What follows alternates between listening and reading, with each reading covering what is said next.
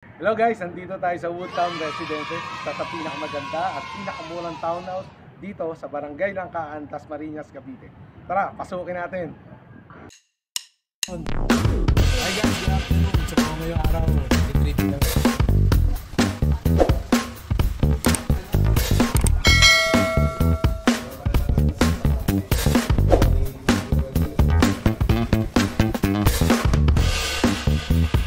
Dito sa Woodtown Residences, may dalawa silang klase ng turnover.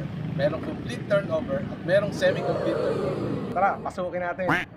Sa complete turnover unit, pagpasok mo pa lang, makikita mo lang flooring nito na nakatiles na. May primary coating na rin ang mga walls. At naka-granite finish na ang countertop. Kasama na rin sa turnover ang built-in cabinet. Lupit, di ba? Ito naman ang service area. At sa toilet and bath, wala ka na rin po problemahin. Dahil bukod sa may tiles na, complete pictures na rin. Pagpanik ng second floor, may tiles na rin ang hagdan.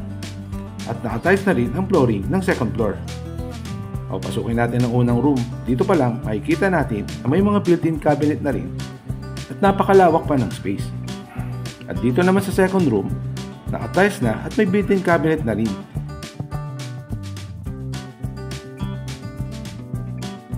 O baba na tayo. Ganda, di ba? Pag complete turnover, wala ka nang poproblemahin sa pagpapagawa at mga materyales.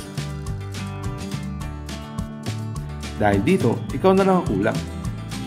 At kung naghahanap ka naman ng mas affordable, ito naman ang semi-complete turnover ang para sa iyo. Wala pang tiles dito at ikaw nang bahala ayon sa gusto mong design. Don't worry, may primary coating na rin naman ang mga walls nito.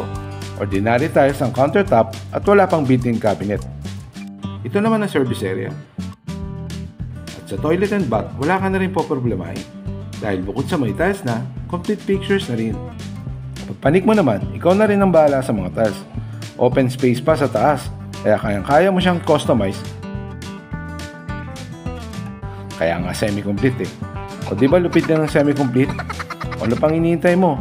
Mag-message na para sa iba pang detalye at para makita mo ang actual model house at location.